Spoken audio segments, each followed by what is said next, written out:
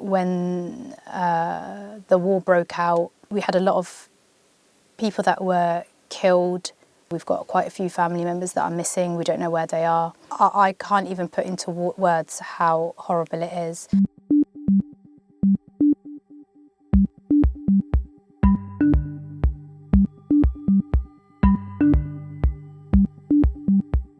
I come from a small village in North Sudan, so my experiences are very different from those who lived in the city. We used to go every single year for the last 25 years, and I remember just really looking forward to spending time with family. It's just so community orientated. The food is obviously the best. They live their life day to day, and their life just evolved around family, friends, celebrating and food. Rich with family, rich with culture, rich with celebrations, and it's just really unfortunate how external things can cause such problems to such a naturally peaceful people.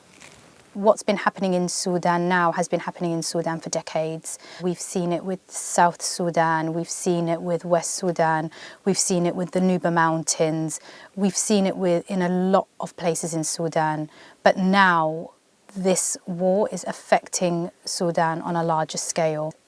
I can't even put into words how horrible it is.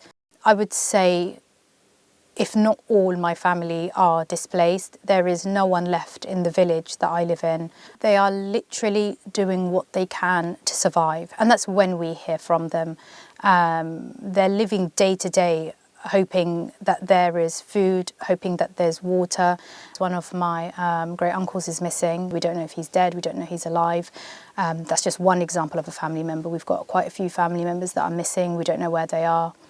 When the war broke out, we had a lot of people that were killed. One of my second cousins, he's a non-verbal autistic.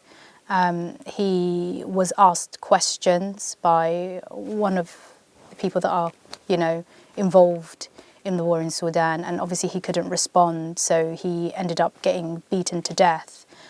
And you hear about it and you're disgusted by it, but when you're hearing it from your own family, it's unbearable. And this is just what I'm experiencing personally, so I can't even imagine what people are going through all over Sudan on a larger scale, and I can't even begin to fathom that we've seen this for 22 months.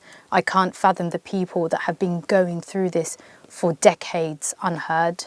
I'm just a drop in the ocean of this absolute chaos and madness. Yeah. So a lot of my first cousins who are stuck in Sudan, they haven't been to school for over 2 years. They haven't been able to live normal lives, and they're just kids, and they have the worry of adults. They have the same worries of, will we have food for tomorrow? Will we be safe for tomorrow? It's just crazy to me that people so close to me are going through that, let alone what people are going through all across Sudan as well. I don't think Sudan's been talked about enough, because I think African pain and African suffering has been normalised. When people think Africa, they do think war, they think famine, they think starvation. So it's almost like, oh, this is normal for them, when it really, really shouldn't be. I think people are desensitised to what's happening in Africa, because it's been happening for years and years and years. And I think that politicians are purposely ignoring it. This isn't normal for us, this isn't normal for anyone, and people shouldn't be desensitised for the pain and suffering of African people. If you could speak to the UK government about this, what would you say? The UK government? I've literally got nothing to say to them at this point. They're a government body, and if they wanted to do something about it, it's been 22 months.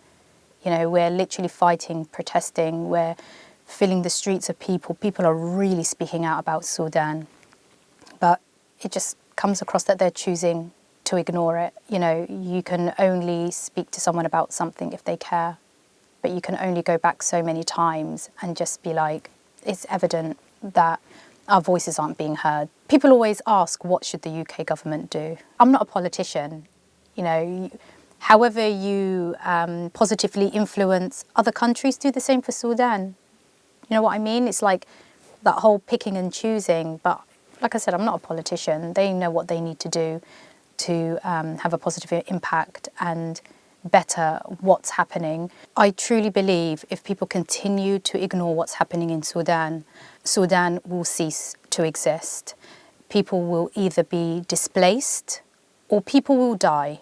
It's one or the other. I know a lot of diasporas say it, but it's so, you just have this feeling of survivor's guilt, that, you know, you've been blessed, that you're here, that you're safe, and that the people that you really love, the people that are your family, are going through this. We do everything that we can here. You know, we do fundraisers, we send money, we send aid, we talk about it on social media, we push it, we do everything that we can, but we never feel that it's enough.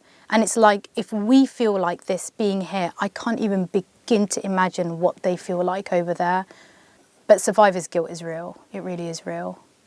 If you have a friend who's Sudanese or you work with a Sudanese person, just ask if they're okay. Honestly, talk about it, share it, let people know what's happening, donate if you can.